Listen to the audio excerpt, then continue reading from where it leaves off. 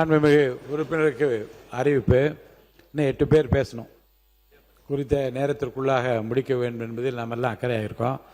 2 விஷயங்களை பற்றி மாண்புமிகு எதிர்க்கட்சி தலைவர் சார்பிலே கட்சி உறுப்பினர் சில கருத்துக்களை இங்கே வந்து சொன்னார்கள். இந்த டேப் இங்கே வச்சிருக்கிறதுல அப்போது பழுது ஏற்படும். 5 ஆண்டு ஆகிவிட்டது. இல்லைங்க, 5 ஆண்டு ஆகிவிட்டது. ஏற்கனவே இது குறித்து ஆய்வு செய்து கூட்டம் நடத்தி மாண்புமிகு முதலமைச்சரின் ஒப்புதலோடு புதிய டேப், நவீனப்படுத்தப்பட்ட அப்கிரேடட் வெர்ஷன் உங்களுக்கு சிறு கணினி விரைவில் இங்கே அளிக்கப்படும் என்பதை தெரிவித்துக் கொள்கிறேன்.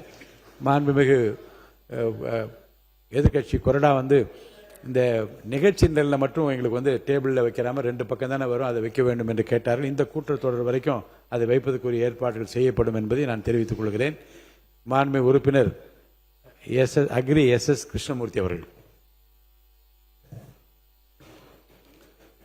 மாண்புமிகு பேரவைத் தலைவர் அவர்களே, மாட்சிமை மிகுந்த திராவிட இயக்கத்தின் பிதாமகன் தந்தை பெரியார் கடமை, கண்ணியம், கட்டுப்பாடு என்னும் தாரக மந்திரத்தை தமிழகத்திற்கு தந்த தமிழ்நாட்டினுடைய பிதாமகன் பேரறிஞர் அண்ணா கல்லறைக்குள்ளே இருந்தாலும் உலகத்தாரின் கவனத்தை இன்றைக்கும் தன் மீது ஈர்த்து கொண்டிருக்கின்ற ஏழைகளுடைய பிதாமகன் இதய தெய்வம் புரட்சி தலைவர் எம்ஜிஆர் அவர்கள், அனைத்திந்திய அண்ணா திராவிட முன்னேற்ற கழகத்தினுடைய பிதாமகள், தமிழ்கூறும் நல்லுலகின் ஒரே தலைவி, ஒப்பற்ற தலைவி, இதய தெய்வம் புரட்சி தலைவி அம்மா அவர்கள்.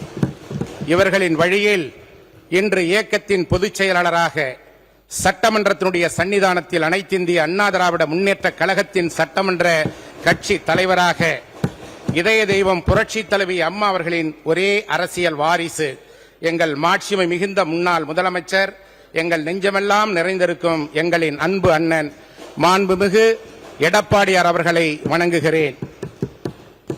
முத்துக்கடல் பதித்து 3 நெறி வளர்த்து கற்று களமிகுந்த தாயகமே, கத்தும் கடல் மீது களங்களில் விளையாடும் கலசப்பாக்கம் சட்டமன்ற தொகுதியில் தேர்தல் களம் கண்ட தேசிய ஜனநாயக கூட்டணியின் மேன்மை மிகு நிர்வாகிகளே, நதியில் விளையாடி தென்றல் மதியில் தவழும் கலசப்பாக்கம் சட்டமன்ற தொகுதியின் அனைத்திந்திய அண்ணா திராவிட முன்னேற்ற கழகத்தின் சார்பிலே தேர்தல் களம் கண்ட ஆற்றல் மிகுந்த படை வீரர்களே, வீராங்கனைகளே, என் அன்பு சொந்தங்களே, வரலாற்று தங்கங்களே, சிகரங்களை செதுக்குகின்ற சிங்கங்களே, காற்றோடு கை கொடுக்கும் கனல் நெருப்புகளே, மின்னலை விழுங்கி மின்சாரத்தை கொப்பளிக்கும் அண்ணன் எடப்பாடியாரின் இதய துடிப்புகளே, வரலாற்று சிறப்புமிக்க தமிழக சட்டப்பேரவையின் சன்னிதானத்தில் 4வது முறையாக கலசப்பாக்கம் சட்டமன்ற தொகுதியின் சார்பில் பணியாற்றுவதற்கான வாய்ப்பினை தந்த கழகத்தின் பொதுச் செயலாளர், கழகத்தின் சட்டமன்ற கட்சி தலைவர், எங்கள் மரியாதைக்குரிய அண்ணன் புரட்சி தமிழர்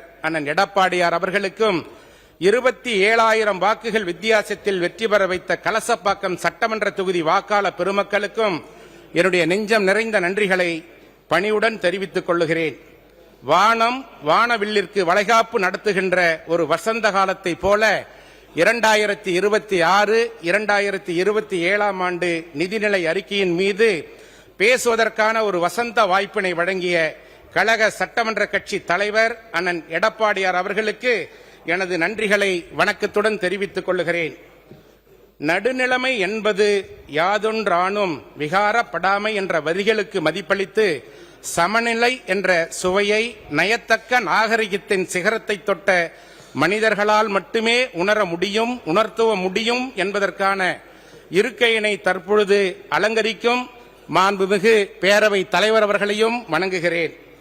மாண்புமிகு பேரவை தலைவர் அவர்களே, மாண்புமிகு நிதி, திட்டம் மற்றும் வளர்ச்சித்துறை அமைச்சர் அவர்களும் மற்றும் வேளாண்மை உழவர் நலத்துறை அமைச்சர் அவர்களாலும் தமிழ்நாடு சட்டப்பேரவையில் தாக்கல் செய்யப்பட்ட 2026, 27 ஆண்டிற்கான நிதிநிலை அறிக்கையில் தமிழ்நாடு மக்களின் நலன்களை காக்கும் அறிக்கையாகவோ, மக்களுக்கு அளிக்கப்பட்ட வாக்குறுதிகளை நிறைவேற்றும் அறிக்கையாகவோ, ஏழை எளிய மக்களின் எதிர்பார்ப்புகளை பூர்த்தி செய்யும் அறிக்கையாகவோ இல்லை.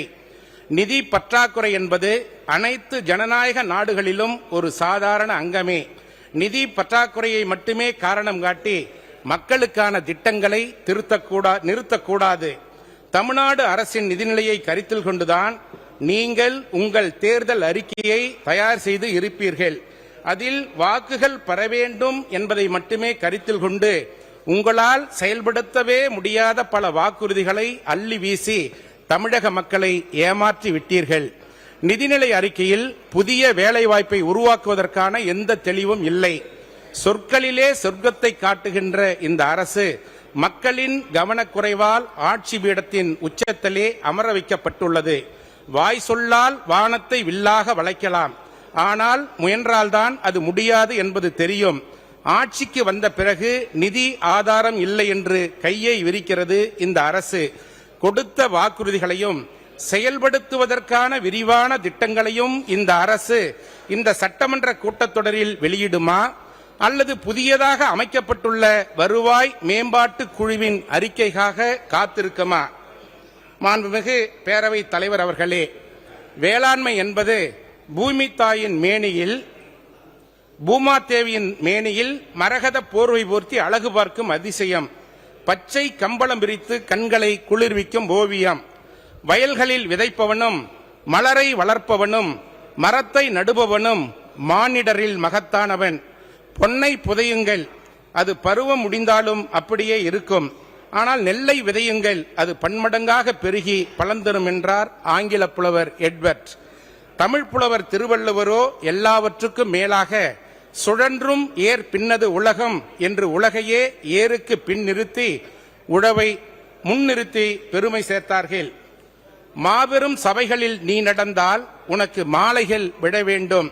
ஒரு மாசு குறையாத மன்னவன் இவர் என்று போற்றி புகழ வேண்டும் என்ற பொன்மனத் தலைவர் புரட்சி தலைவர் எம்ஜிஆர் அவர்களின் வைர வரிகளுக்கு ஏற்ப மாண்புமிகு இதய தெய்வம் புரட்சி தலைவி அம்மா அவர்களாலும் 4.5 ஆண்டு காலம் தமிழகத்திலே நல்லாட்சி தந்த அண்ணன் எடப்பாடியார் அவர்களாலும் கொண்டுவரப்பட்ட பல்வேறு திட்டங்களான மழைநீர் சேகரிப்பு திட்டம், குடிமராமத்து திட்டம், 60 ஆண்டு கால விவசாயிகளின் கனவு திட்டமான அத்திக்கடவு அவிநாசி திட்டம், சரபங்கா நீரேற்றும் திட்டம் போன்ற பாசன திட்டங்கள் மூலம் நீர்நிலைகள் நிரம்பிட, நிலமகளும் குளிர்ந்திட, விளைநிலங்கள் செழித்திட, விவசாயிகளின் உள்ளமும் இல்லமும் மகிழ்ந்திட, அணைகள் நிரம்பி ததும்பிட, ஊரெங்கும் மக்கள் உள்ளங்கள் நெகிழ்ந்திட, நாடே போற்றும் நல்லதோர் ஆட்சியை தந்த மாண்புமிகு அம்மா அவர்களும் மாண்புமிகு அண்ணன் எடப்பாடியார் அவர்களும் தமிழகத்தை ஆண்ட காலம்தான் தமிழகம் விவசாயிகளின் பொற்காலமாக போற்றப்பட்டது.